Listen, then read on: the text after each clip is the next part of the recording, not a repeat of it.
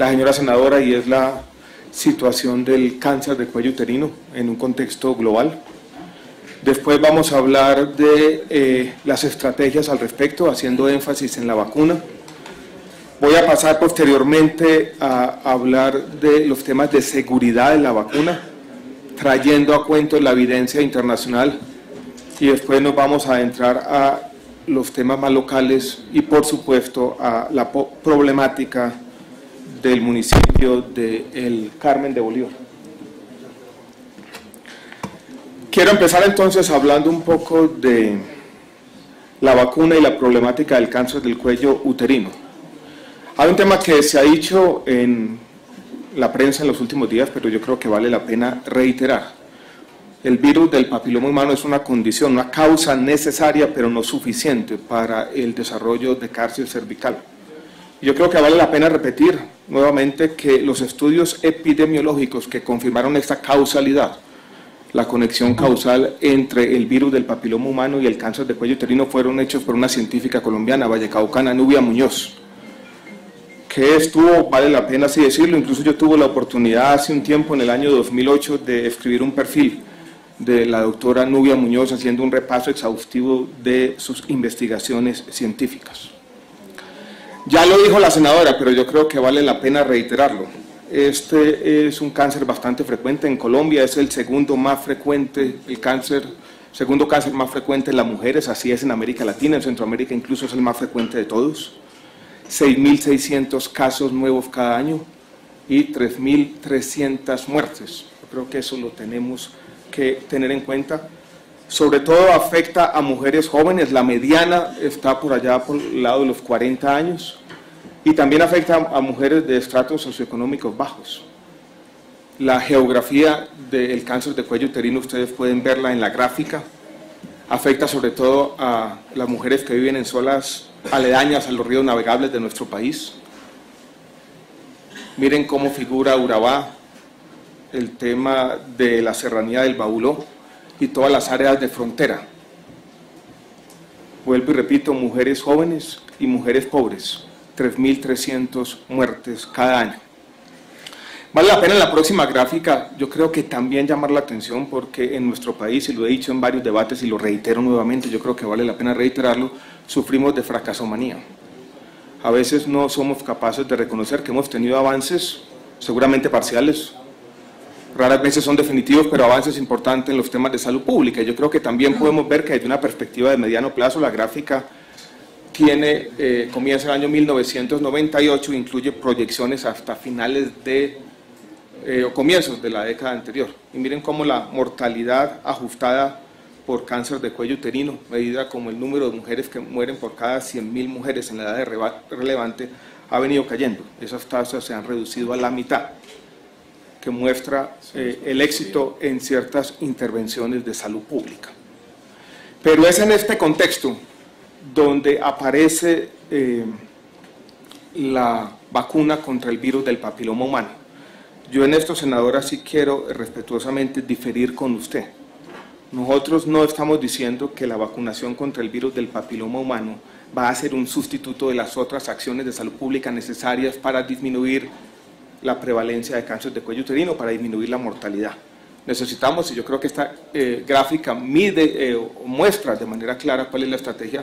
Necesitamos, repito, prevención primaria, prevención secundaria y la prevención terciaria, y por supuesto también la atención a las mujeres enfermas de cáncer. Tenemos problemas que no queremos negar en nuestro sistema de salud, pero yo en eso quiero ser bastante claro, si se quiere vehemente.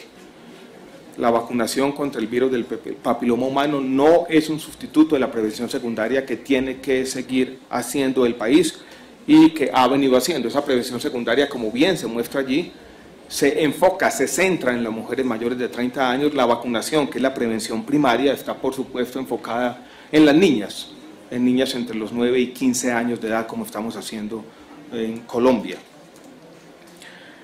Es en este contexto, y podemos, dijéramos, seguir más adelante, donde Colombia desde hace aproximadamente 4 o 5 años comienza a pensar en la vacuna contra el virus del papiloma humano.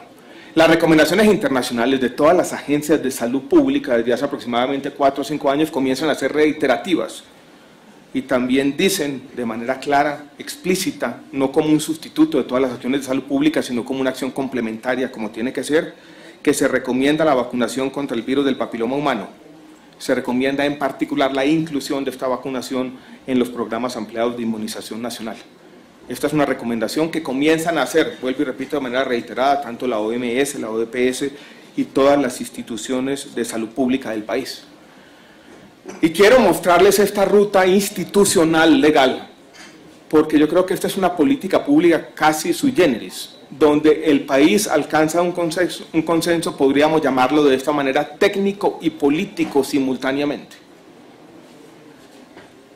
La evidencia técnica comienza a acumularse en el Ministerio en el año 2011, cuando se realizan los primeros estudios de costo-efectividad de la vacuna.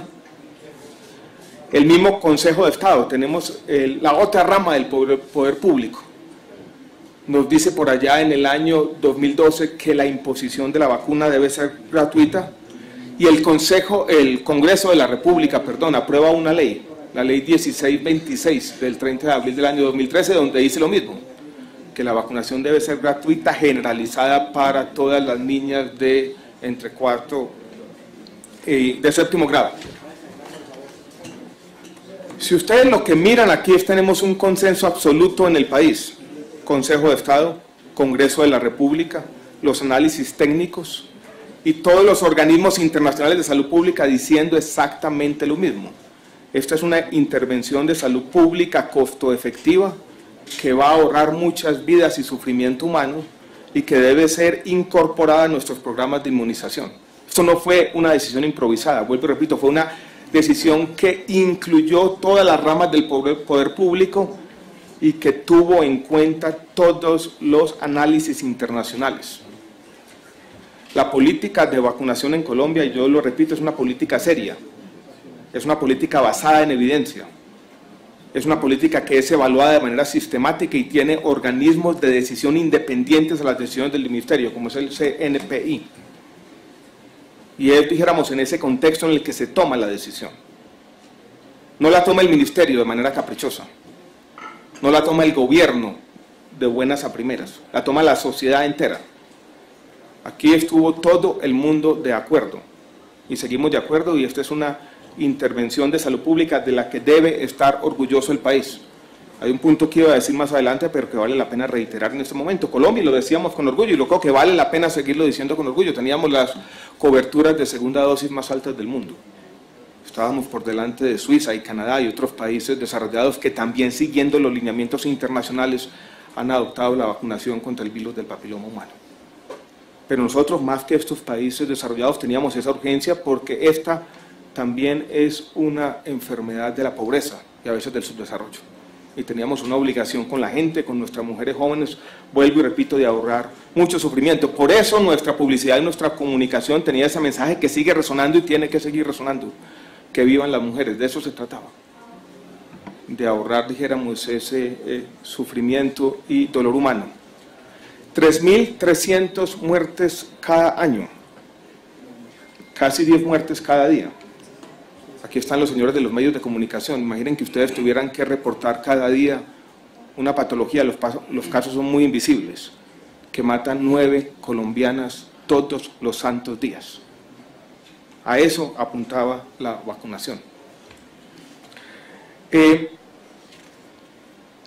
Ha habido también, dijéramos, alguna discusión sobre el tipo de vacuna que se utilizó, y en particular el CNPI, de manera independiente, haciendo un análisis concienzudo, juicioso de toda la evidencia internacional, decide aplicar la vacuna tetravalente, que es una vacuna que protege a las mujeres vacunadas contra 4 serotipos. Usted los mencionó, senadora, en este caso están el 6, el 11, el 16 y el 18. Esta decisión yo no creo que sea una decisión polémica, yo creo que bastaría un dato para saldar la discusión, que está claramente aquí. De las casi 180 millones de dosis que se han aplicado en el mundo, el 90% corresponden a esta vacuna, que ha sido la escogida de manera sistemática por casi todos los países. Viene ahora, senadora, uno de los puntos yo creo que álgidos de la discusión, donde como país tenemos que empezar a pensar cómo proteger nuestros programas de vacunación. El mundo desarrollado hoy en día está viendo un resurgimiento, la reemergencia de muchas enfermedades infecciosas como resultado de la pérdida de confianza pública en las decisiones o en los programas de vacunación y la caída dramática, sustancial de esas coberturas de vacunación. Las coberturas de vacunación en ciertos barrios acomodados de Los Ángeles, hoy en día inferiores a las de Sudán del Sur. Así lo informó, reportó el pasado fin de semana el periódico Los Angeles Times. Y eso es el resultado de decisiones equivocadas. Y muchas tienen que ver, senadora, con algunas de las sugerencias que usted hizo, que yo creo que serían claramente inconvenientes y podrían llevarnos a una caída dramática en las coberturas de vacunación. Si uno dice que le tiene que hacer un examen médico a cada niña antes de vacunarla, básicamente lo que está es acabando, terminando de una vez por todas con la vacunación. O si uno dice que necesita consentimiento informado de cada padre y no el disentimiento informado como lo recomienda de manera explícita la Organización Panamericana de la Salud, sino que cada padre antes de la vacunación tiene que firmar y tiene que tener una conferencia uno a uno con un pediatra, lo que estamos es echando al traste con nuestros programas de vacunación y que, vuelvo y repito, eso se va a ver reflejado más adelante en el tiempo en muerte y dolor humano. Entonces aquí la sociedad, yo creo que tiene que tomar una decisión. Y la decisión es que ante una política seria, ante un consenso social que desborda las decisiones de un gobierno particular, que involucra organismos de decisión independiente, que involucra, y seguramente en eso tenemos que hacer más énfasis, de pronto campañas informativas que le lleguen a todo el mundo de manera oportuna. Voy a hablar sobre el tema en un minuto. Pero es mantener la confianza en las autoridades de salud pública y sobre todo proteger como sociedad, no solamente como gobierno, la confianza pública en los programas de inmunizaciones. Ese es un activo de nuestra sociedad. Eso nos ha permitido seguir ampliando el programa sistemáticamente y eso nos ha permitido aumentar las coberturas y eso nos ha permitido que hoy podemos decir con orgullo ante el país, si se quiere ante la región, que tenemos uno de los programas ampliados de inmunizaciones mejores, yo diría, del continente y podríamos decirlo también con orgullo del mundo. Y esa confianza la teníamos allí. Y yo creo que algunos de los puntos que usted señala, senadora, que puede tener razón, dijéramos de falencias de comunicación, deben contrastarse con un punto importante, y es que si teníamos esas coberturas tan altas de vacunación de segunda dosis, y las podemos seguir teniendo, es porque había confianza pública, y había confianza en la forma como se estaba transmitiendo la información y cómo se estaba desarrollando esta campaña de vacunación, que no queremos negarlo, es compleja. Esa cifra con la que usted comienza, senadora, la intervención de más de 5 millones de mujeres vacunadas muestra una complejidad inherente en este tipo de procesos, irreducible de alguna forma. Pero yo creo que este debate tiene que servirnos también para llamar la atención sobre la necesidad que tenemos, no solamente como gobierno, no solamente como Estado, todos, de proteger ese bien público. Bien público en el sentido estricto. Una niña que decida no vacunarse no solamente está corriendo un riesgo de salud ella, una familia que decida no vacunarse a un niño no solamente está poniendo en riesgo la salud de esos niños, sino del resto de la comunidad. De allí la importancia de proteger la confianza pública en los programas de vacunación. Y tenemos ejemplos, vuelvo y repito, lo que está pasando con el sarampión en Francia. Aquí ya lo erradicamos. Fuimos el primer país de América Latina, de la región, de erradicarlo. Lo mismo la rubeola y lo mismo la rubeola congénita, y esto es el resultado no solamente de esfuerzos presupuestales e institucionales del gobierno, sino también de algo que ocurre en la mente de las personas, esa confianza en la vacunación. Y eso lo tenemos que proteger y es un llamado respetuoso que les hago a todos.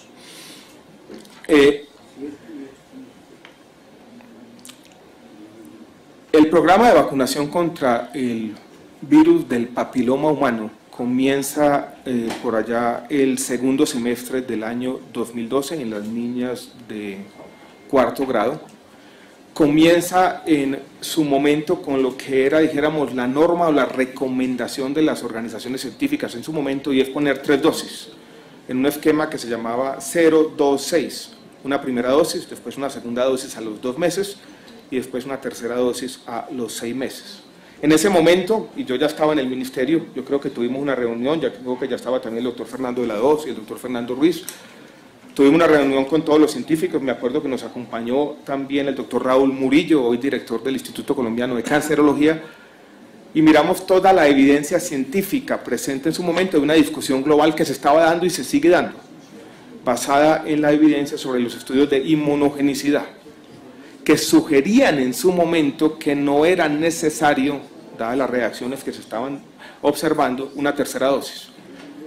Entonces pasamos a un esquema que no es que elimine, la verdad, la tercera dosis, sino es un esquema distinto, de 0-6-60. Se vacuna ahora, se vacuna 6 meses después, y se vacuna si se necesita, si la evidencia así lo demuestra, 5 años después.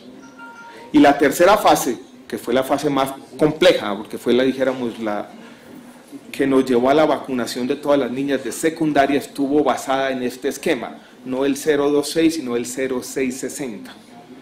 Y fue una decisión tomada de manera independiente, teniendo en cuenta todos los estudios de inmunogenicidad sobre la mesa. Llamémoslo así, aunque a veces el adjetivo es antipático, científica. Ningún otro tipo de consideración estuvo, dijéramos, sobre la mesa. Y con ese tipo de decisiones hemos tenido trabajando, y este año comenzamos una tercera fase. 2012, niñas de cuarto, 2013, todo secundaria, y en 2014 volvemos a la puerta de entrada y están las niñas de cuarto elemental, no más porque ya las otras de secundaria, dijéramos, fueron vacunadas. Todo este proceso ha tenido un acompañamiento permanente de las sociedades científicas, de la Sociedad Colombiana de Pediatría, de la Federación Colombiana de Obstetricia y Ginecología, de la Federación Colombiana de Perinatología y de la Asociación Colombiana de Infectología. Permanente. Las campañas donde uno podría decir que de pronto habría que hacer un poco más de énfasis, pero ustedes vieron que esto tuvo comerciales de televisión nacionales, se trabajó con las secretarías de salud y se trabajó de la mano con el Ministerio de Educación y todas las secretarías de educación para transmitir la información relevante siguiendo los estándares internacionales. Uno siempre puede decir que de pronto, ahora en retrospectiva, dados los problemas que se han presentado recientemente, que pudimos haber hecho otro tipo de información, se pudo haber hecho más de lo que se hizo, como lo que lo reclamaba el senador Jorge Iván Ospina la semana pasada, y en eso dijéramos tienen razón. Pero aquí sí se hizo una campaña de pedagogía y sí se trabajó de la mano con las secretarías de salud y con las secretarías de educación, y se transmitió de manera razonable, sensata, la información que creímos relevante para todo el mundo. Ahora, transmitirle a cada padre de familia, o que cada padre de familia tenga que tener una conferencia con un pediatra sobre, dijéramos, algunos de las reacciones o efectos adversos de la vacuna, haría, repito, inviable el programa de vacunación. Quiero ahora pasar a responder de manera explícita algunas de las preguntas que hizo la senadora sobre la geografía de la vacunación contra el virus del papiloma humano. Nos preguntaba de manera clara, bueno, ¿dónde han vacunado? Y podemos ver, dijéramos, los mapas. Pasemos al siguiente. Ustedes pueden ver ahí el cumplimiento de la jornada de vacunación en primera fase, 2012 y 2013, y ahí tienen, dijéramos, las cifras claramente por departamento. Esta información está disponible para quien quiera verla en el ministerio. Incluso podemos pasar a la siguiente, que nos muestra para la segunda fase cómo se ha dado. Este es el cumplimiento general, y esta es, vuelvo y repito, la forma como se ha venido dando ese cubrimiento tanto de primeras como de segundas dosis. Ahí están los resultados de segundas dosis que nos mostraban, dijéramos, un éxito innegable de esta estrategia de vacunación. Y detrás de este éxito, repito, yo creo que el tema vale la pena ser reiterativo, detrás de este éxito estaba también la confianza de la ciudadanía en una intervención de salud pública que yo creo que debe ser un orgullo para el país, un ejemplo para el mundo. Y lo mismo con la tercera fase. Ustedes pueden ver allí la información, dijéramos, por departamento Y, señor secretario, yo le voy a dejar, dijéramos, la presentación aquí para información de todos los honorables senadores. Podemos pasar a un tema, dijéramos, complejo que ha concentrado el debate en las últimas semanas, y es el tema de la seguridad de la vacuna. Aquí tengo yo una información que también quiero dejar en la Secretaría de la Comisión de los últimos estudios científicos sobre la seguridad de la vacuna. El último reporte de la Organización Mundial de la Salud, que es bastante explícito, diciendo que la vacuna es segura, salvo unos pequeños efectos adversos. Y una serie de documentos o artículos científicos que resumen toda la información de seguridad. Yo no quisiera ser peyorativo, pero si uno quisiera imaginarse dónde estamos en términos de evidencia de la seguridad de la vacuna, ustedes, señores senadores, y los colombianos que nos escuchan o nos están viendo por televisión, pueden imaginarse que de un lado tenemos el 99,9% del acervo científico diciendo la vacuna es segura, y por el otro lado tenemos algunas opiniones, diría yo, irresponsables en Internet, y algunas opiniones basadas en prejuicios morales diciendo hay dudas sobre la vacuna. Uno tiene en esto decidir a quién creerle. Le cree a todo el estamento científico internacional, a la gente que se ha preparado para hacer estos estudios, a la Organización Mundial de la Salud, a todas las revistas científicas con los mejores factores de impacto, o le cree a un charlatán de Internet.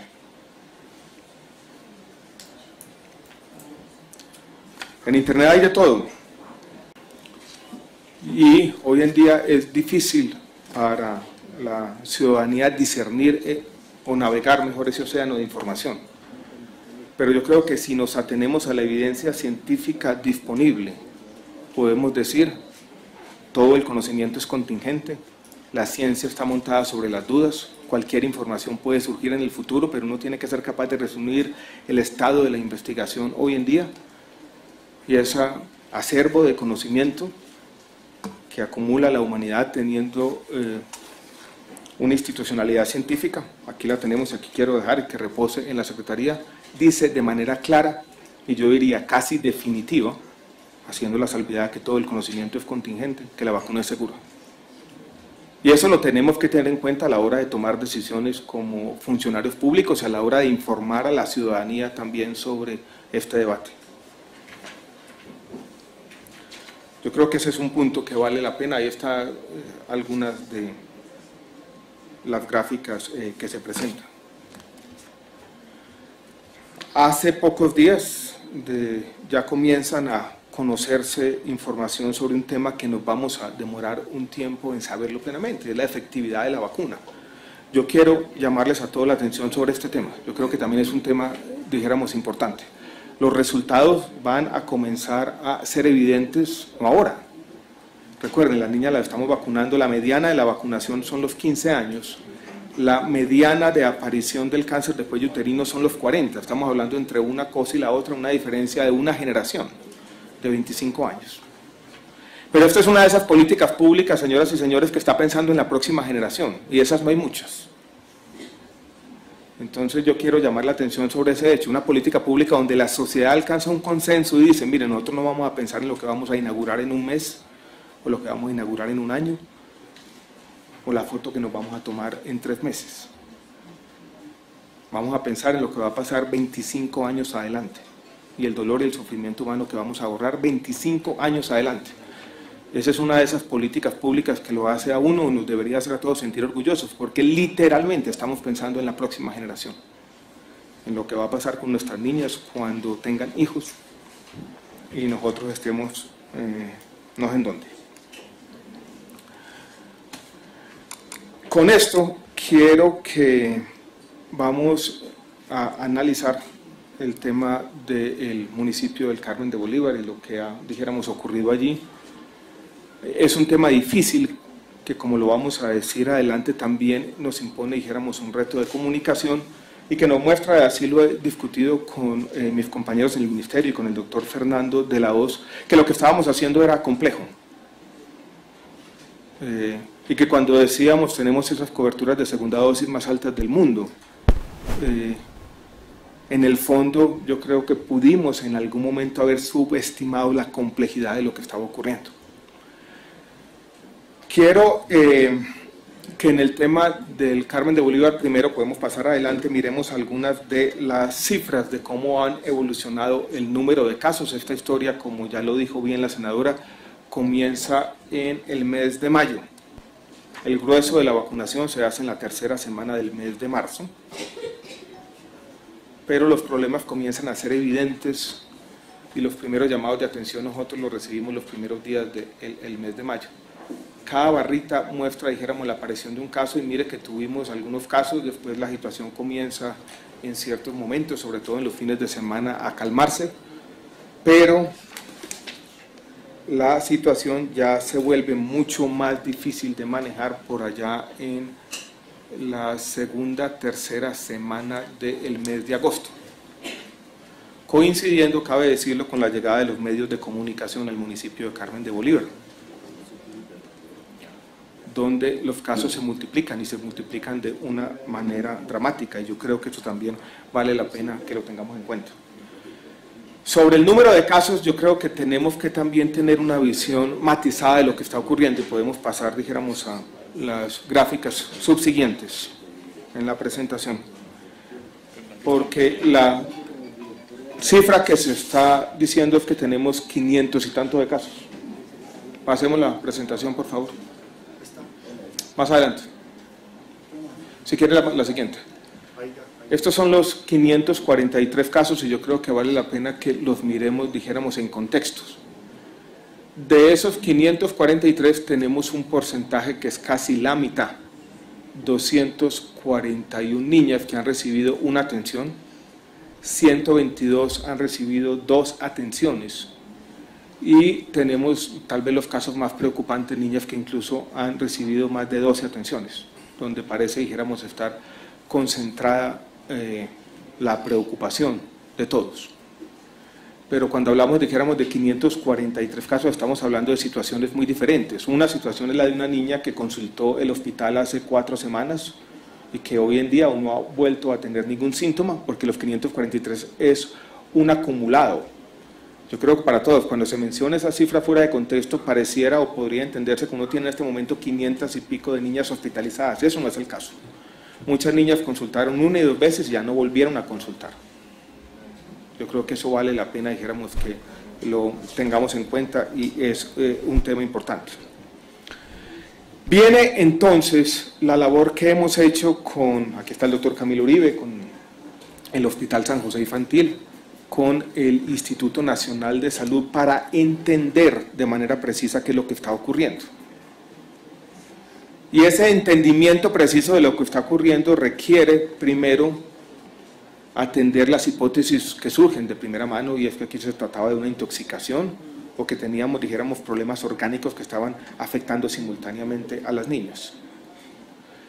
Y al respecto yo quiero brevemente darle la palabra al doctor Fernando de la Hoz, director del Instituto Nacional de Salud, para que nos resuma la evidencia de los exámenes que se le hicieron a las niñas, para ver entonces que vamos entre todos discerniendo las causas de lo que puede estar pasando.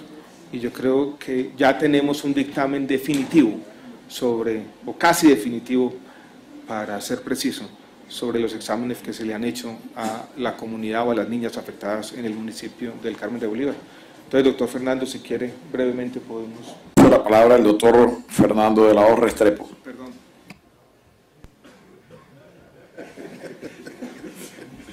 Dado que una de las hipótesis que surgieron en algún momento de los estudios clínicos de estas niñas era una posible exposición a metales pesados, específicamente plomo, porque algunas, como ustedes vieron en la gráfica que presentó el señor ministro, hubo dos niñas con síntomas que tuvieron niveles elevados de plomo. Pues el instituto procedió a hacer un estudio más amplio buscando la presencia de metales pesados en una muestra de estas niñas.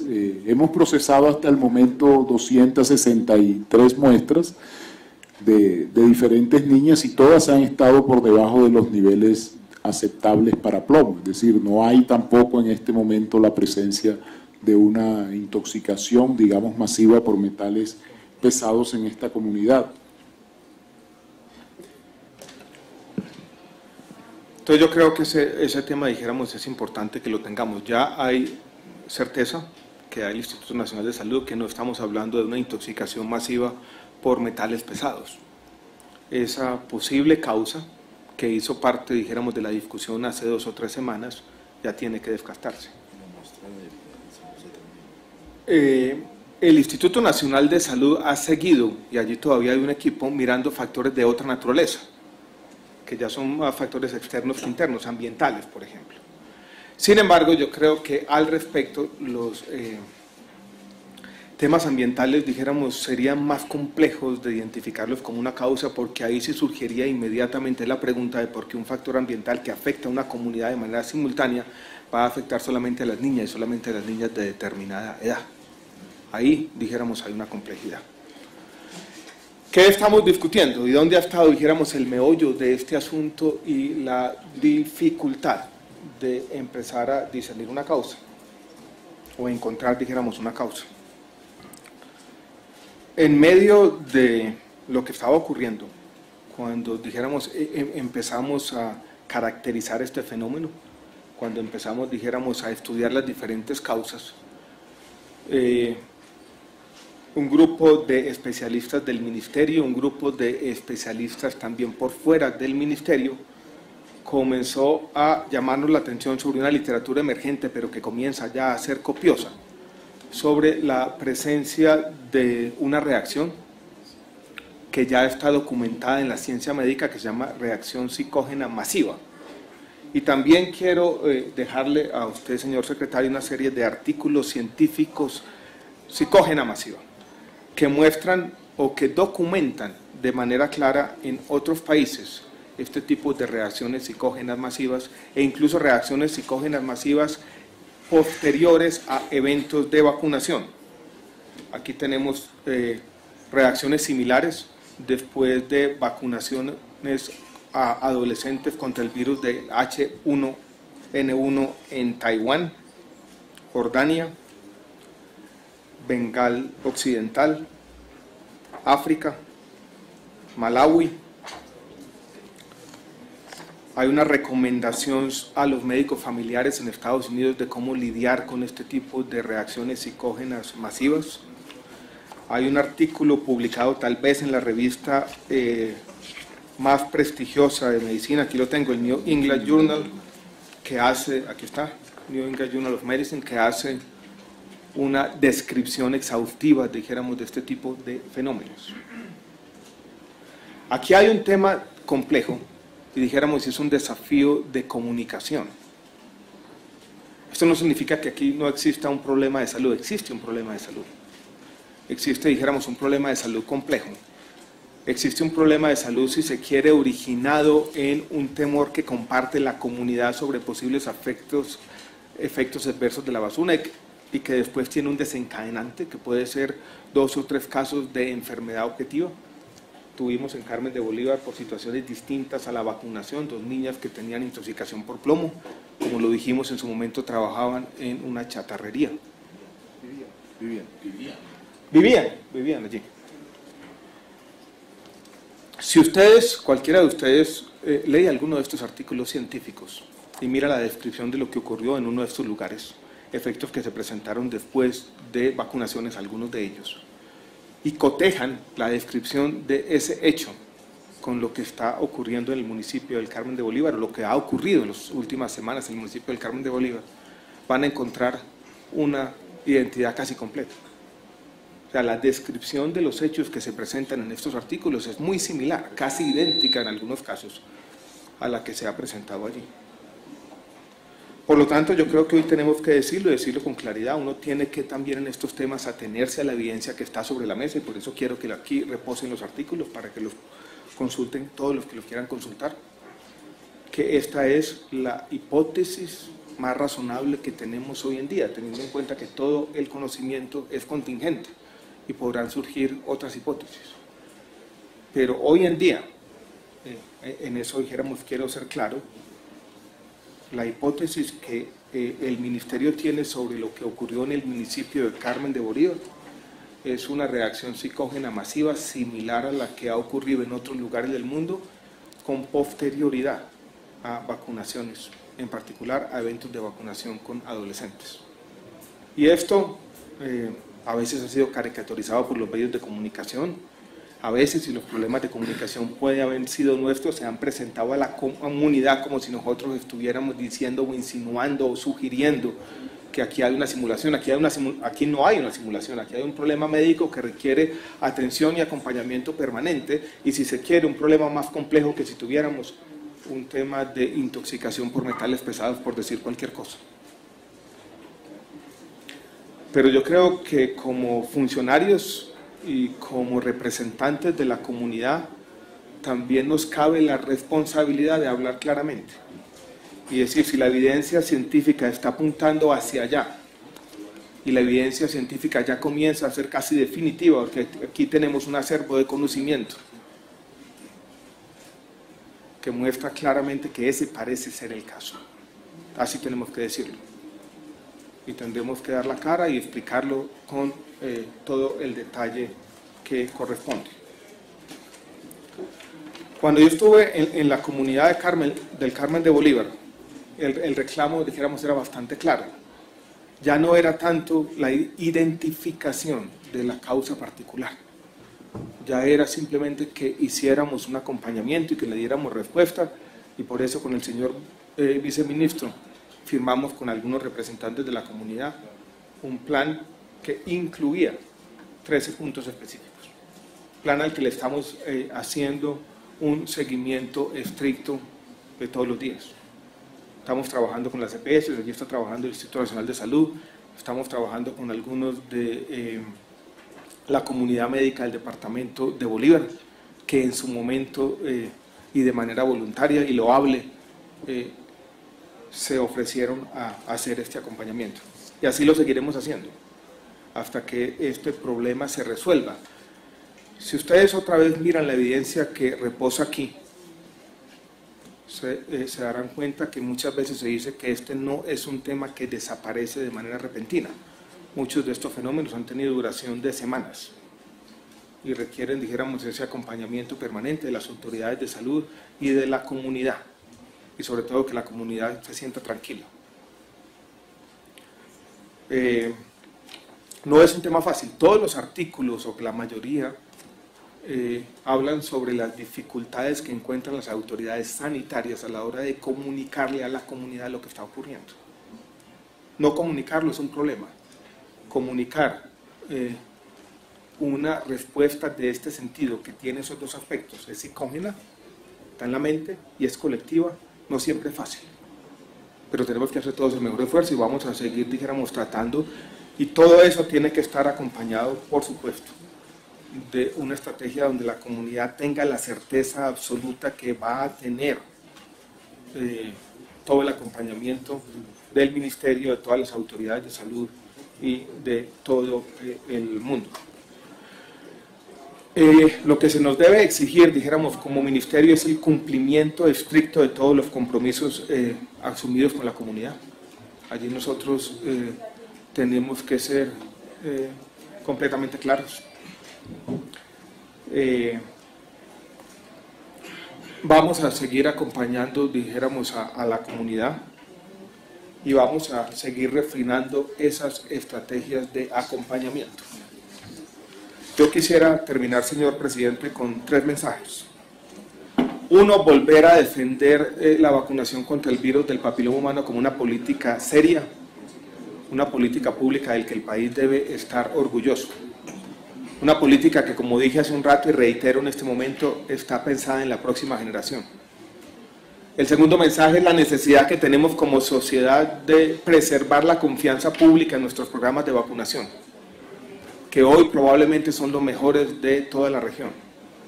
Y el tercero, reiterar ese compromiso de que vamos a acompañar a la comunidad del Carmen de Bolívar, que entendemos que aquí hay un problema, que es un problema serio, y que vamos a hacer un cumplimiento estricto de los 13 puntos que firmamos ya hace 3 semanas y que tanto el Instituto Nacional de Salud como el Ministerio como el INVIMA van a hacer todo lo que corresponde.